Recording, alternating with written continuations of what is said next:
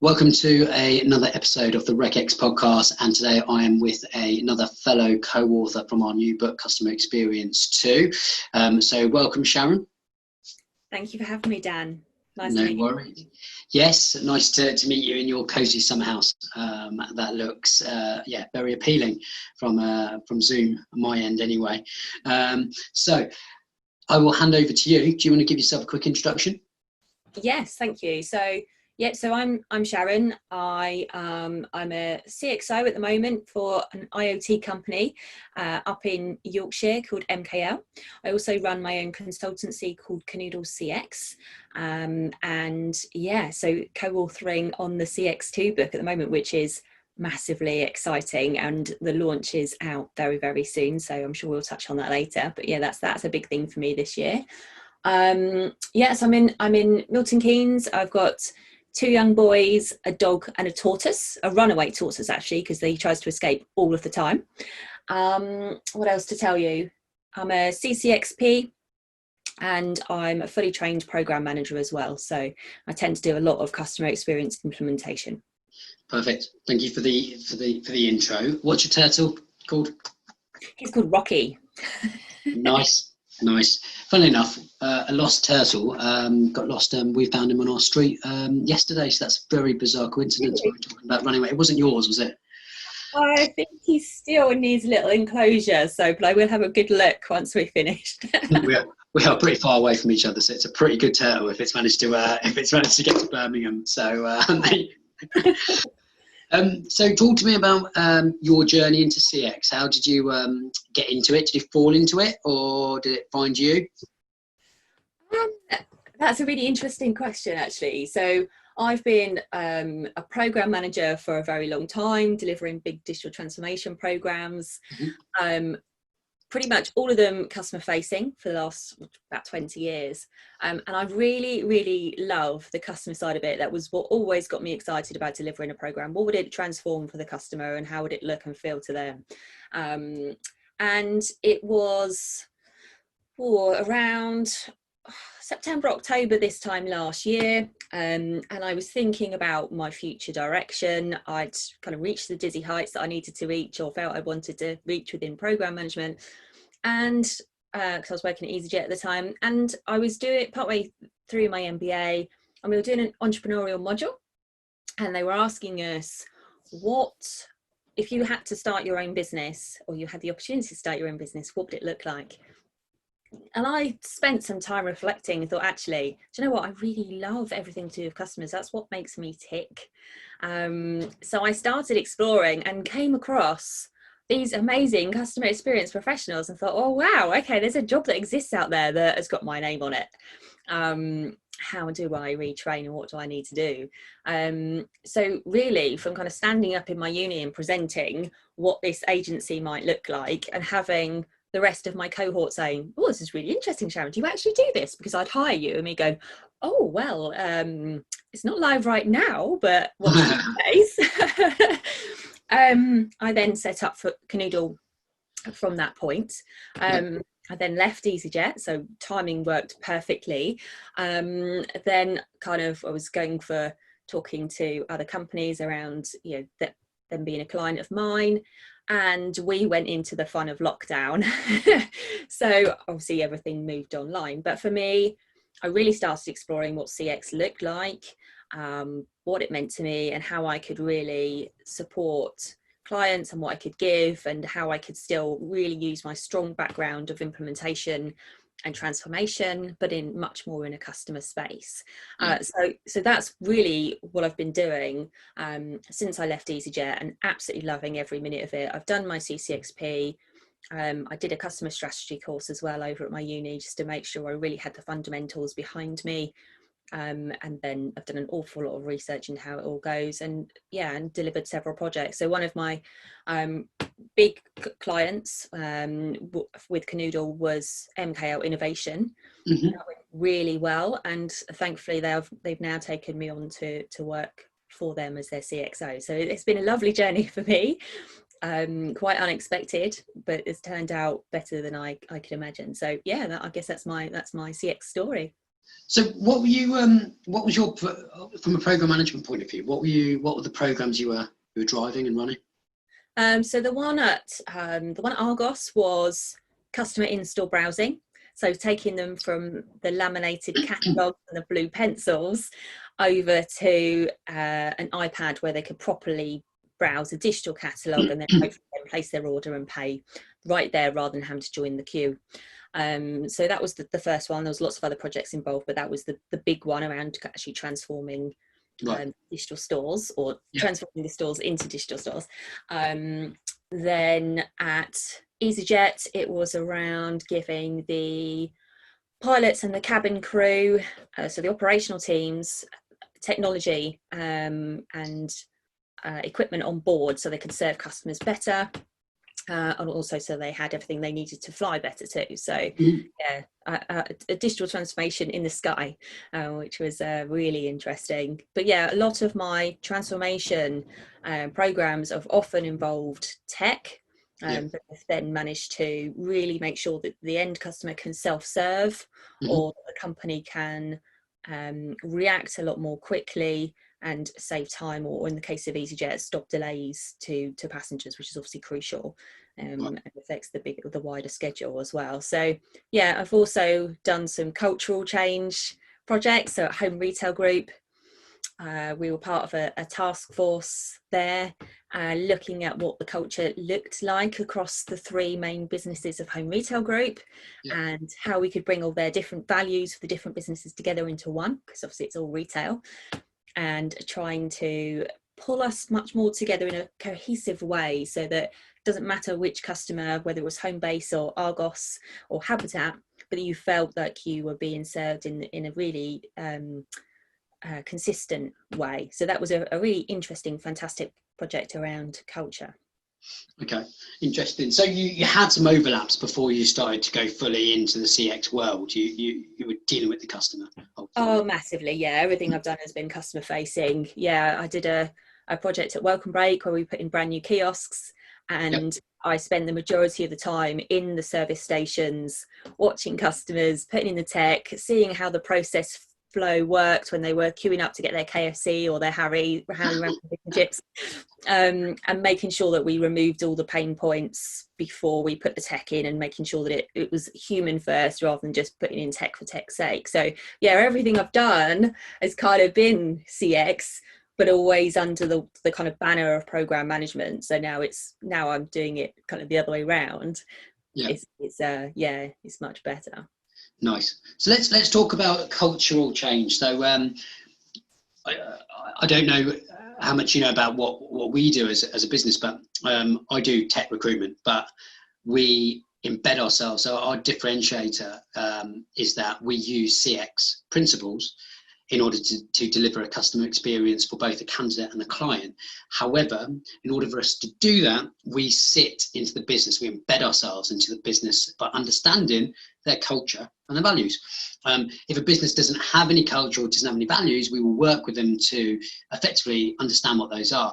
But if they aren't able to do that, we will not partner with them. So we think it's important because it's very candidate driven, the tech market, as you will know, being in tech.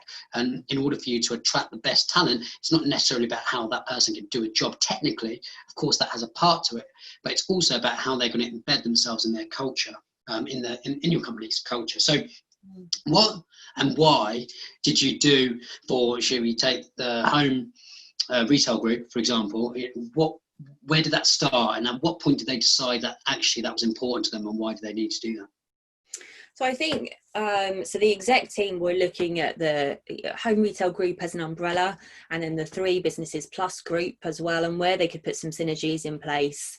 This was before Sainsbury's took over. So I think there was a bit of, realising that there was some merging on the horizon, and trying to think about, where do our businesses sit and how can they all come together in a better way?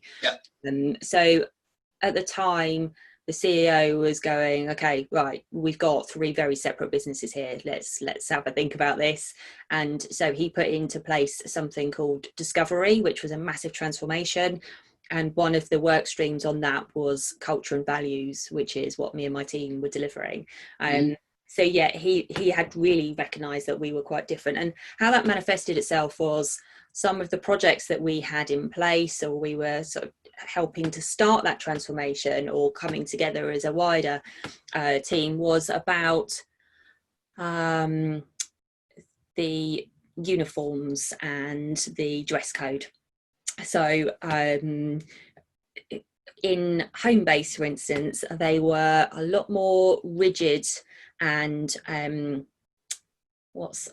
to say it? I guess they really wanted to dress up. They're guys in Homebase that are customer facing, were kind of much more suited and booted than the Argos team, for instance, who were slightly more dressed down, more casual. And while Homebase head office really wanted their teams in the office to kind of keep that going and make sure that they were suited and booted still as well, the Argos teams in the head office were like, well, no, it's fine to have dressed down, you can wear what you want. And Habitat were like, weren't really fussed. So one of the first cultural projects we drove as a team was trying to understand, where can we get to? Where's the middle ground? What are the blockers? And how do we get to a place where employees are able to come to work and what makes them comfortable, how they perform best? So they want to dress up, great. If they want to dress down, perfect. So that was one of the roles that I took on, to talk to the Homebase exec team and say to them, this is the way that we're headed, this is what we're trying to get to, this is the end vision. How far along this can we go to? And there was a slight bit of pushback to start with, but yeah, we came to a place where we had relaxed dress down, and that was the start of the cultural change within Home Retail Group. Obviously it all got slightly stopped when Sainsbury's came in, but and then they moved into their own culture, but that was how that program was running. Okay. And obviously we take that as an example.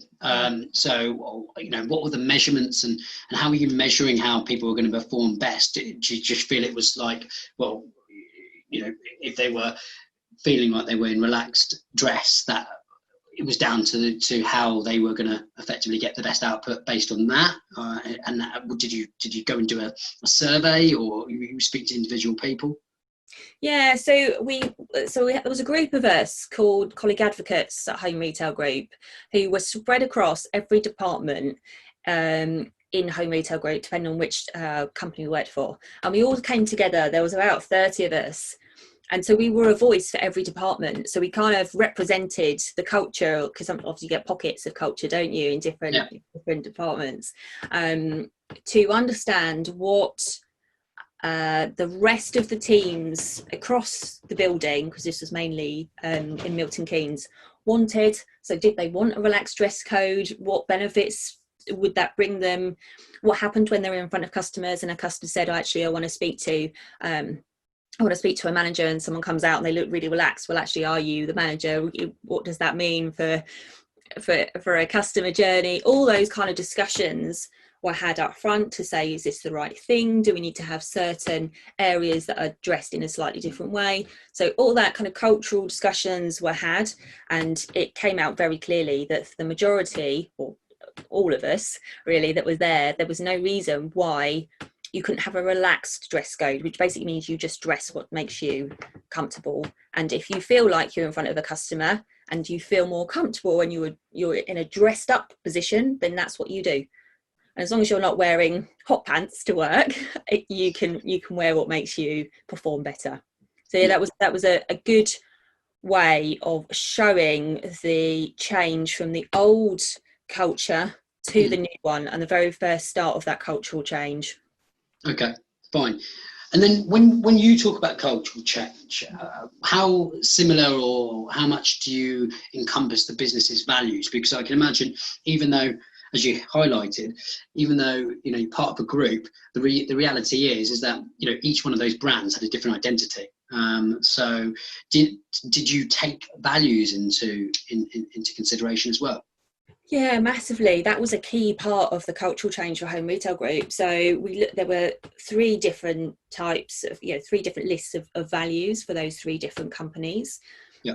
There was also, there were some old ones floating about as well. So we looked at what they looked like. We looked at companies that have got a fantastic culture, like Zappos always comes up. They've got a really good culture. So we looked theirs. We looked at a lot of different companies. We worked out that a majority of them are actually quite similar. You know, have integrity. You know, you get the same ones quite often as you wander around. We looked at some of the ones that were a bit more out there. So MKL, for instance, they don't stick with the standard values. They are very real and authentic. But yeah, with Home Retail Group, there were definitely some similarities across them, and it was. It took us some time to put them all into the pot and then whittle them down to make sure that actually they felt right internally and they felt right externally as well. Investors could look in and go, yeah, that feels right. Customers could look in and go, yeah, that feels like Home Retail Group, that feels like Argos, but that it would really land with the employees itself. But yes, you're right. Everyone comes, you and I will have completely different value set, and so would all of those people on the team. And actually, we did have discussions where I remember a particular person in the team, the only value that he wanted in that list was entrepreneurial. And that's all he ever said, was just make sure entrepreneurial was in the pot. It didn't end up in the pot. But the one that I really wanted in there was customer excellence. And we didn't quite get there. We got customer first, which was close enough, but it was really kind of working out what fits well, what feels authentic, and what will actually drive the business forward, and making sure we're not just doing this for a tick box activity, which is quite, you can end up doing that if you're not careful. Okay. And in terms of your honest opinion, how does cultural change or culture and values align itself with a CX strategy or customer experience, in your opinion? If I talk to you about MKL's one, because we've literally just done their strategy aligned to their culture. So they are they're a scale up now, so they're very much a large startup. They are two northern guys, they're the founders. They're really fun, really, really hardworking, lots of banter, a little bit cheeky. So something quite stuffy and corporate really just would not work for them at all. So when they came to me and said, actually, Sharon, we're looking at CX, but we've got a strong brand, we've got a strong culture, we don't want the norm, we don't want to look at a book, it's not going to work for us. It was really about me understanding what made them tick, what language they use, which is, I've learned a lot since talking to them. Words that even today, they tell me a word, I was like, what does that mean? So I felt like I've had to learn Northern. But yeah, it's been really interesting to align a customer experience strategy with a culture that isn't the standard corporate culture that I'm used to.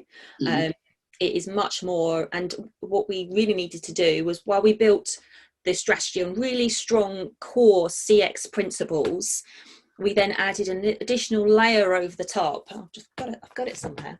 An additional layer over the top, which then was written in their wording, so that it lived and breathed and was, as I said earlier, was really recognised as MKL.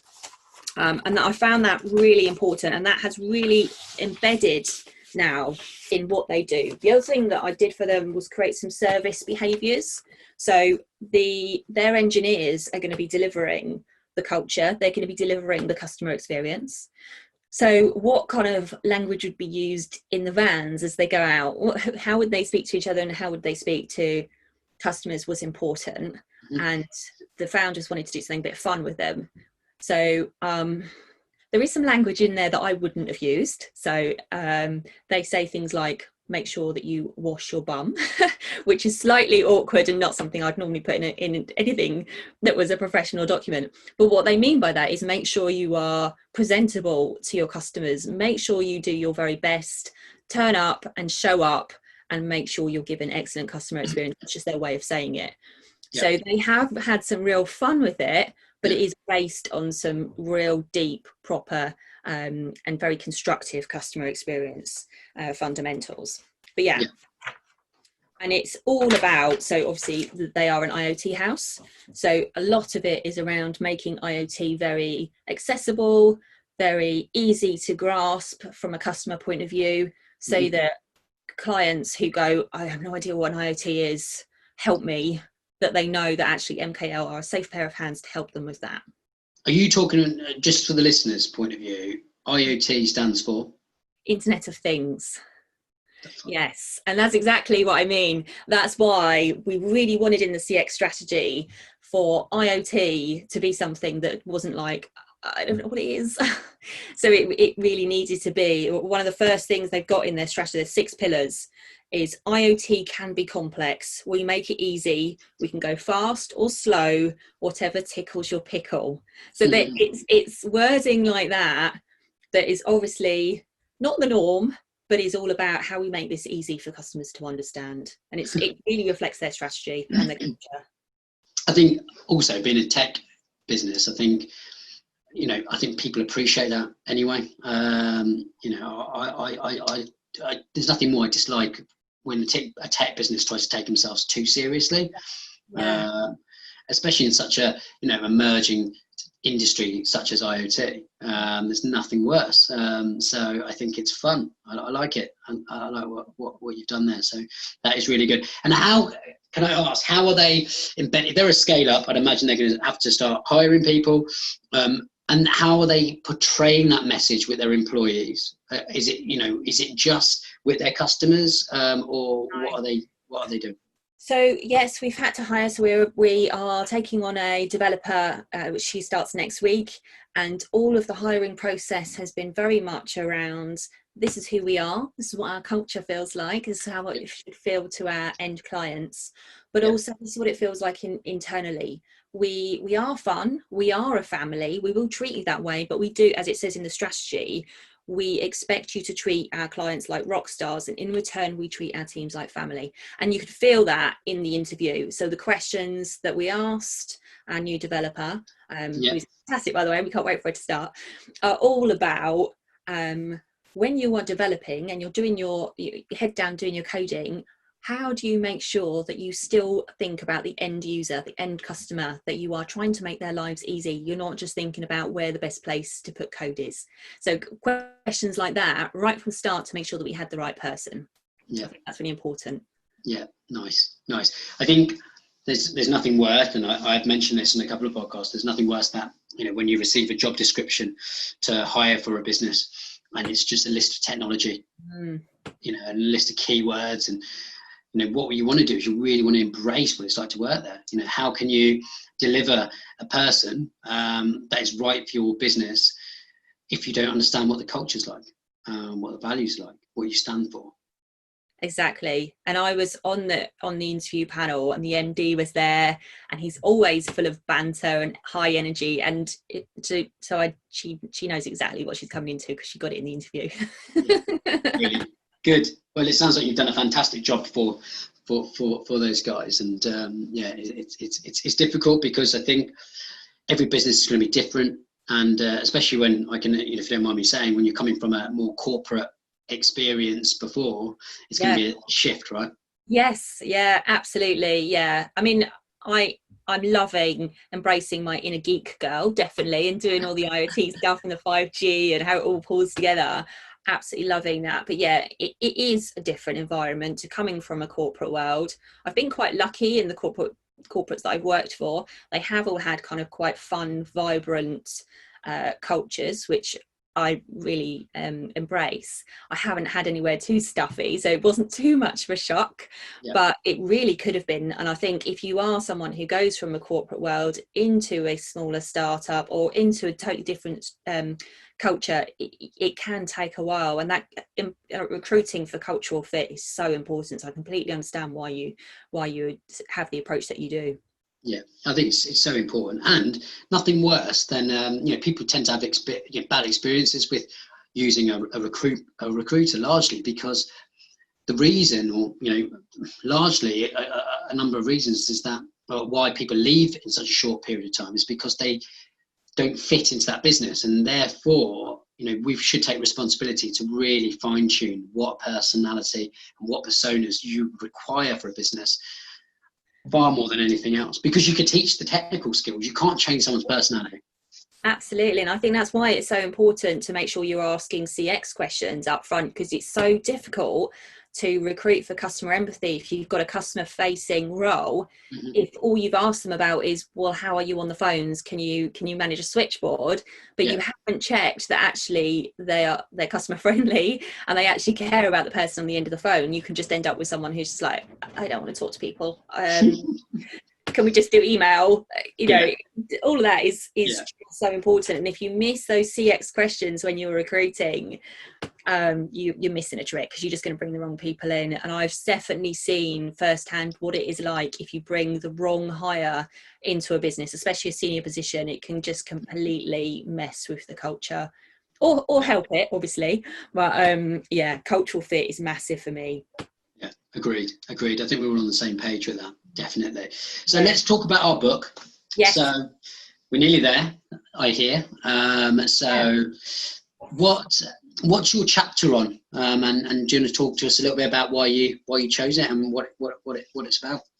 Well, actually, it fits in really well what we've been talking about today. So perfect segue. Good. So it's called Launch an Out of This World CX Strategy. That is what my chapter is about. And because as I mentioned, I'm a bit of a geek girl. I like space. So I have tried to compare a CX strategy and how you build it and land it to the NASA and SpaceX Falcon 9 rocket launch. Extremely out there, that, isn't it? Yeah, I hope I've made it work, but obviously the readers, when they read our chapters, can let me know. But yeah, so it is all about how you get your right crew assembled and suited and booted before you start, obviously pre-flight checks, and how you land the strategy properly and then embed it and make sure everything's okay, and check for silos and issues between the different areas of your business.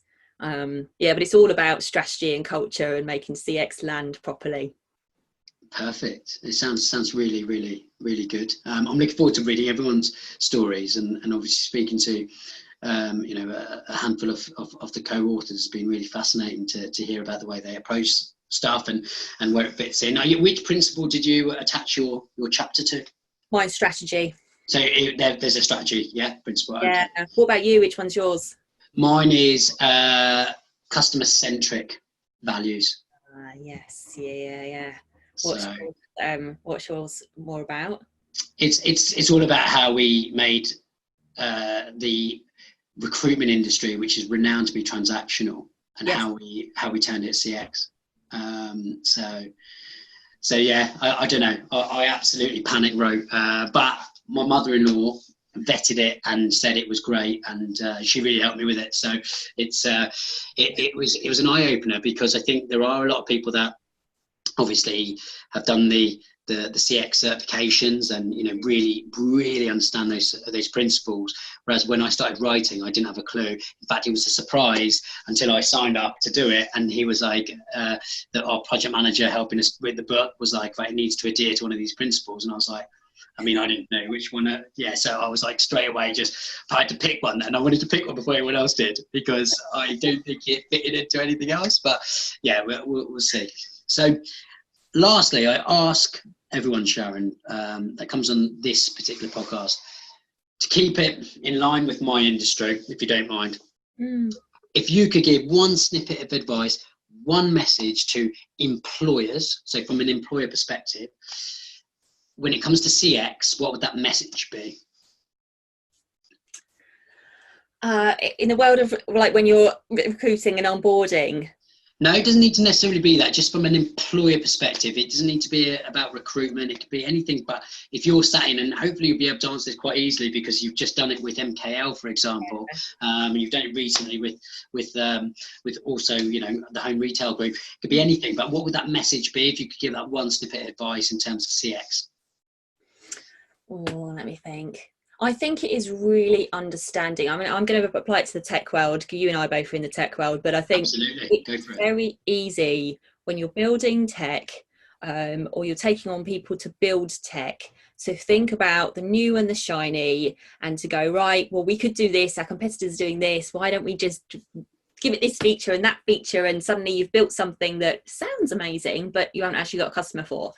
So I would really encourage leaders of tech businesses to really keep in touch with the problem that they're trying to solve for the customer. Make sure that it hits a solution for that customer, and keep checking back. And one of the things that we've done with MKL recently is we've created a customer sandbox, which is basically just a demo system so they can get their hands on the IoT kit in a really easy way. But the whole point of that is not just so that the customers can feel it, but so they can give us feedback on how to develop something for them. And I think it really is keeping in touch, making sure you've got those channels open as you develop your tech product, that so that you keep hearing that feedback, and customers can, if they can touch and feel it right the way through the production journey, that is how you're going to land something that really ticks their boxes and hopefully gives you sales, which is what you're there for. Yeah, absolutely. I love that a lot. I think we'll have to steal that as your quote for the podcast. But Sharon, thank you very much for being on the podcast. Hopefully, we'll all be able to celebrate our launch together at some point once we get clearer pathways for us to do so. But thank you for being on the podcast. And if people want to get hold of you, or want to hear a little bit more about what you do and what you can offer as well from a CX perspective, what's the best way, and how can they get hold of you? Yeah, so I'm on LinkedIn, Sharon Boyd CCXP. I'm also, my website is canoodlecx.com. So, and I've got all my channels and everything on there, but I'm on Instagram, Twitter, everywhere, Facebook. So yeah, you can always find me through CanoodleCX. Perfect. Sharon, thank you so much for being on the show. Thanks, Dan. Take care.